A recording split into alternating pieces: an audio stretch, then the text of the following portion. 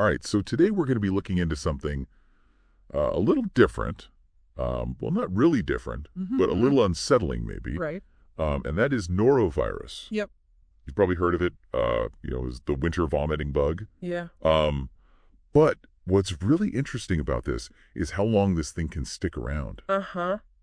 The article we've got here says that it can actually survive on clothes for like a month.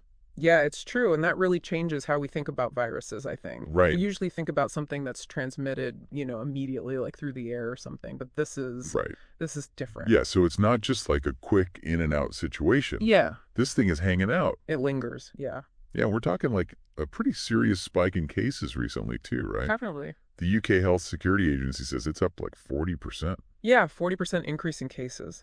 That's a lot. It is, yeah. And, it's putting a strain on healthcare systems that are already dealing with, the flu season. Right. It's not a good time for this to be, rearing its ugly head. No, it's not. But let's go back to that clothes thing for a second, because I'm still stuck on that. Yeah. Like, how can something so small survive on fabric for a month? Well, I mean, it's amazing, really, but it all comes down to norovirus's structure. Okay. It's got this outer protein shell, it's like armor that protects its genetic material and Okay. that makes it resistant to a lot of the usual disinfectants we use. So it's like a little warrior. It is kind of Yeah. a microscopic warrior. In the article, I don't know if you saw this part, they compare clothing to like a solid petri dish. Yeah, I saw that. It's going to be hard to get out of my head. I know, it's a little disturbing. It is a little disturbing, but I mean, realistically, like, what does this mean for us? Like, on a day-to-day basis, do we have to, like, treat our laundry hampers like they're biohazard zones or something? Well, I wouldn't go that far, Okay. but you definitely want to be mindful. And this is where things get really interesting because, those hand sanitizers we all use now? Right. They don't actually do much against norovirus. Really? Yeah, it's because the alcohol in them, they mostly target bacteria. Oh. They're not so good at breaking down those tough protein coats that viruses like norovirus have. So all this time, I've been like, oh, yeah, I'm good. I got my hand sanitizer. I'm safe. Right. But really, that's not dissing anything. Not so much with norovirus. Okay. So what can we do then? Well, the good old-fashioned way is still the best. Okay. Soap and water. Good old soap and water. Yeah, because when you scrub your hands with soap and water, Mm-hmm. you're physically removing the virus, Right. and the soap itself actually helps to break down that outer shell. Okay. So it makes it easier to wash away. So it's like a 1-2 punch. Exactly. Okay, so hand washing super important. I got it. Yeah. But what about the clothes themselves? Right. The article mentions washing and drying things at high temperatures. Mhm. Is that enough to like kill the virus for good? Heat is definitely norovirus's weakness. Okay. It disrupts the virus's structure, and that effectively kills it. Okay. But here's where it gets a little more complicated. Okay. If you use a biological detergent, What's that? it's the kind with enzymes. Okay. They can actually boost your laundry's virus-fighting power. Enzymes, huh? Yeah. Okay, so what are enzymes and how do they work in this case? Okay, well, think of enzymes like specialized demolition crews. Okay. For laundry, the important ones are called lipases. Lipases. Yeah, and they specifically target and break down fats, Okay. which is what norovirus's outer shell is made of. Oh, so it's like they're going in and just dismantling the virus piece by piece. Pretty much, yeah. Okay, so Mhm. hot water plus enzymes equals no more norovirus. Exactly. Wait, but doesn't hot water activate those enzymes? Yeah. So do I need to like pre-soak my clothes in cold water with detergent first and then wash them in hot? No, that's a common misconception. Oh, okay, good. Most biological detergents are designed to work best at a specific temperature, Okay. usually somewhere between 40 and 60 degrees Celsius. Right. So like 104 to 140 Fahrenheit. Gotcha. So the hot water wash is enough to get those enzymes going. Exactly. You don't need to do any extra steps. Okay. I was worried there for a second. No worries. You know, it's funny because I always worry about doing laundry wrong. I think a lot of people do. Yes. It's more complicated than it seems. It is. But you're doing fine. Uh, You're asking the right questions. Well, speaking of laundry, I remember this one tip from the article. It was from a microbiologist named Jason Tetro. Yeah. He suggested running like a monthly hot water cycle in our washing machines, but with bleach. Uh-huh. What's the point of that? That's a really smart preventative measure, actually. Right. Because, our washing machines, they can get kind of Oh, gross. yeah, especially like the rubber seals and stuff. Exactly. All those little nooks and crannies can become breeding grounds for microbes. Right, including norovirus. Okay. Yes, exactly. So we're basically giving our washing machines a spa day. Yeah, a little detox spa day. I like that. It helps to minimize the risk of, recontaminating clothes even after you've washed them thoroughly. Okay, that makes sense. Yeah. Bleach is a powerful disinfectant, and the hot water helps it reach all those hard-to-get spots. All right, so we've got the laundry situation figured out. Yeah. But let's talk about what happens when someone in the house is actually sick with norovirus. Okay. I'm picturing like hazmat suits and, industrial strength cleaner. It's not quite that dramatic. Right. It's more about being smart and practical. Okay. The University of Minnesota has some great advice on this. Mm-hmm. And one thing they really emphasize is to avoid vacuuming vomit on carpets or furniture. Wait, really? Yeah. Why wouldn't you vacuum that up? Well, it seems counterintuitive, I know. Right. But when you vacuum, you can actually aerosolize the virus. Oh. So you're basically launching these tiny viral particles into the air. Oh, that's not good. And that could spread it even further. So no weaponized vacuum cleaners allowed. Right. Okay, so what's the best way to handle that then? Well, think containment and neutralization. Okay. The first thing you want to do is sprinkle baking soda on the mess. Baking soda. Yeah, it's great for absorbing liquids and odors. Well, that's right, yeah. Once you've contained it, then you can clean and disinfect the area with an appropriate antimicrobial product. Okay, and what about surfaces that you can't really wash, like upholstery? You can use a disinfectant spray or wipes that are specifically designed for porous surfaces. Okay. And Yeah. always follow the manufacturer's instructions, for contact time. Right, make sure it's actually killing the virus. Exactly. Okay, so we've covered a lot about prevention and cleanup. We have. Now let's switch gears a little bit and talk about symptoms. Okay. The article mentions that norovirus can sometimes look like COVID-19. Yeah, that's true. So how can we tell the difference? That's a great question, and it's a good reminder to not self-diagnose. Right. While both viruses can cause things like chills, fever, and headache, norovirus usually comes with more intense, stomach and gut issues. Okay. Things like nausea, vomiting, diarrhea, that kind of thing. So it's not just a general feeling yucky, it's like specifically attacking your digestive system. Exactly. COVID-19 is more of a respiratory thing. Right. Norovirus goes straight for the gut. Okay, so if we're feeling those telltale tummy troubles, Right. best to check with a doctor, just in case. Yeah, it's always better to be safe than sorry. Speaking of feeling sick, the article has some pretty intense personal stories about people's experiences with norovirus. Oh, yeah. One person said they were so weak they could barely make it to the bathroom, It can be really debilitating. and another one talked about their whole family being sick for days. It's not something to take lightly. No, it's definitely not just a little stomach bug. Right, and those personal accounts, they really put a face on the statistics. Yeah, it's not just numbers, it's real people going through this. Exactly, and even though most cases do clear up on their own within a few days, the severity and how contagious it is can really disrupt people's lives. Right, and it puts a strain on healthcare systems too. Absolutely. Before we move on from this, I want to talk about a common misconception about treating norovirus. Okay. I've heard people say, oh, I'll just take some antibiotics and I'll be fine. Yes, the old antibiotics for everything myth. But that doesn't work, does it? No, not at all. Why not? Well, because antibiotics are designed to fight bacteria. Right. They don't do anything against viruses. Oh, so it's like bringing a knife to a gunfight. Pretty much, yeah. Okay, so what can we do then if we get hit with norovirus? The best approach is really just supportive care. What does that mean?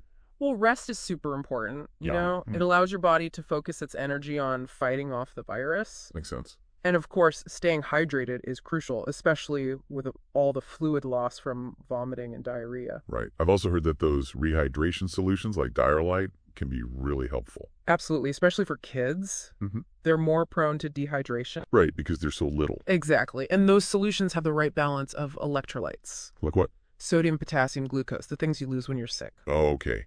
So instead of reaching for the antibiotics, Right. we should be focusing on rest, rehydration, and letting our bodies do their thing. Exactly. Give your body the support it needs to fight the virus. All right, so I think we've covered a lot in this first part of our norovirus deep dive. We have. We've learned about how tough it is, the importance of good hygiene, Mm. and that we should treat it with respect, not antibiotics. Definitely. So let's all take a moment to digest all this information. Yeah. And we'll be back soon to continue exploring this fascinating and kind of formidable virus. Sounds good. All right. See you then. See you. Okay, so we've talked a lot about how to protect ourselves from norovirus, like on a personal level. Right. But I'm kind of curious about the bigger picture. Like, what happens when this thing hits a whole community? Yeah, that's when it gets really interesting. You start to see these ripple effects, especially in places where people are in close contact. Like where? Hospitals, schools, cruise ships, Oh, yeah, places like that. They can really disrupt things. So it's not just a personal inconvenience anymore. No, not at all. It can actually, mess with essential services. Think about a hospital, for example. Okay. If there's a norovirus outbreak, you might have to close wards. Oh, wow. You could have staff shortages, delays in procedures. It's like a domino effect. Yeah, it puts a huge strain on resources and personnel. And it's not just healthcare, right? No, not at all. Schools could be affected, too. Definitely. I remember reading about schools having to close temporarily because of norovirus outbreaks. Oh, yeah. It happens all the time. What kind of impact does that have on things? Well, obviously it disrupts education. Right. But it also affects families, Yeah. Parents and caregivers might have to miss work. Which then impacts the economy. Exactly. It's all connected. It's amazing how something so tiny I know. can cause so much disruption. It really is. Okay, so let's move on to some of the common myths about norovirus. Okay. One I hear a lot is that it's just a mild stomach bug. Yeah. Like nothing to worry about. Right. Like, oh, I'll just get over it. Yeah, but that's not really true, is it? No, not necessarily. While it's true that most healthy adults will recover within a few days, it can be much more serious for certain groups. Like who? Young children, the elderly people with weakened immune systems. Okay. They're more vulnerable to complications. Like what kind of complications? Well, dehydration is a big one. Oh, right, because of all the vomiting and diarrhea. Exactly. And for young kids especially, their bodies can lose fluids really quickly. So it's not just a matter of toughing it out. No, definitely not. For those at-risk groups, it's really important to get medical help. Absolutely. Early treatment can make a big difference. Okay, another myth I've heard is that norovirus is only a problem during the winter. Right, the winter vomiting bug? Yeah, but is that true? Well, we definitely see a peak in cases during the winter, but it can actually happen any time of year. Oh, really? Yeah, especially in those closed environments we talked about. So it's kind of a year-round threat. It is, yeah, it's always lurking. So no matter what season it is, we got to be on top of our hygiene game. Exactly. Good hygiene is our best defense. Okay, here's another one I've always wondered about. Yeah. Once you've had norovirus, are you immune to it? Oh, I wish. You'd think your body would build up some defenses after going through that? You'd think so, wouldn't you?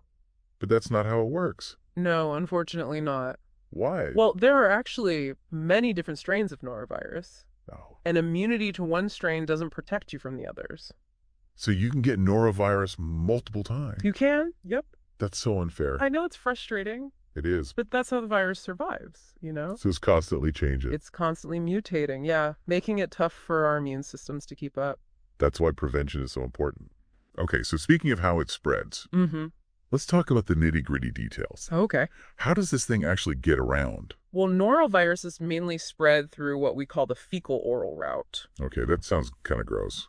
It does, doesn't it? Yeah. But it doesn't necessarily mean you're, eating poop. Okay, good.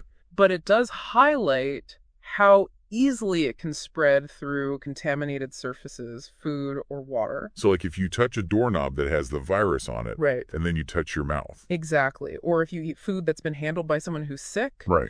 Wow. Even tiny particles of vomit or feces can contain millions of norovirus particles. Millions? Yeah, and it only takes a few of those to make you sick. Oh, wow.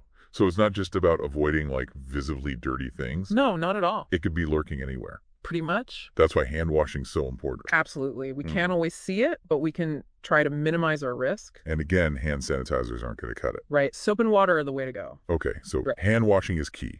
What else can we do to prevent the spread? Well, food safety is really important too. Okay. Make sure you wash fruits and vegetables thoroughly. Cook seafood properly. Be careful handling raw meat. It seems like a lot to remember. It does, but it's really just about good hygiene habits. Right. Making it part of our routine. Exactly. And those small actions can make a big difference. Not just for ourselves, but for everyone around us. That's right. Especially those who are more vulnerable. It's a community effort. It is, definitely. All right, so I think we've covered some really important stuff in this part of our norovirus deep dive. I think so, too. We've talked about how outbreaks can impact communities. Busted some common myths. Yeah. And explored the sneaky ways this virus can spread. Right. So let's take a moment to process all that. And then we'll wrap up our deep dive with some final thoughts and key takeaways. Sounds good. Okay, so we're back now for the final part of our norovirus deep dive. Back for more norovirus fun. Yeah, it's been quite a journey. It has been. I feel like I've learned so much about this tiny but mighty virus. It's a fascinating one, that's for sure. It is. So before we wrap things up, what are the main takeaways here? Okay, well, I think the biggest thing is just how contagious and resilient this virus is. Right. It can live on surfaces for a really long time. Yeah, like we talked about before, up to a month on clothes. Exactly, and it spreads so easily, too, through food water surfaces. So it's really all about good hygiene. Yeah, absolutely. Hand washing is key. With soap and water. Yes, always with soap and water. And hot water laundry cycles. Right, heat is the enemy of norovirus. And, of course, careful cleaning if someone does get sick. Yes, definitely. We also learned that it's not always just a mild stomach bug. Right, for some people it can be a lot more serious. Especially for young kids, the elderly, and anyone with a weakened immune system. Exactly. They're more at risk for complications. Dehydration being a major one. Yeah, so if you or someone you're caring for has severe symptoms. Like what kind of symptoms are we talking about? Well, persistent vomiting or diarrhea, for example. Right. It's important to get medical advice. Better safe than sorry, right? Absolutely.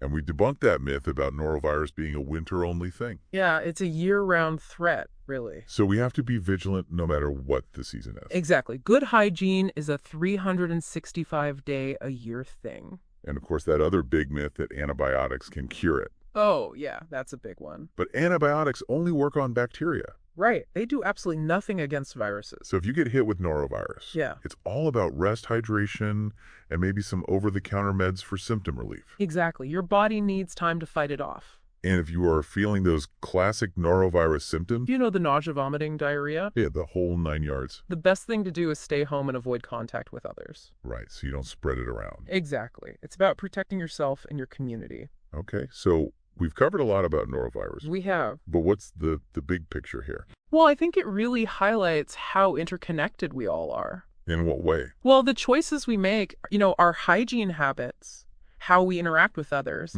it all affects the spread of this virus. So it's not just about individual responsibility. No, it's a collective effort. We all have a role to play in keeping each other safe. Exactly, and it shows how important it is to stay informed and be proactive. Because we do have the knowledge and the tools to prevent and manage these outbreaks. We do, and by understanding how this virus works and taking simple precautions, we can really minimize its impact. And stay healthy. Exactly. Well said. Okay, so there you have it, folks. Our deep dive into the world of norovirus. The winter vomiting bug. It might be sneaky and resilient, but we can outsmart it. We can. Armed with knowledge and good hygiene practices. That's right. So stay informed, stay healthy, and as always, thanks for taking this deep dive with us.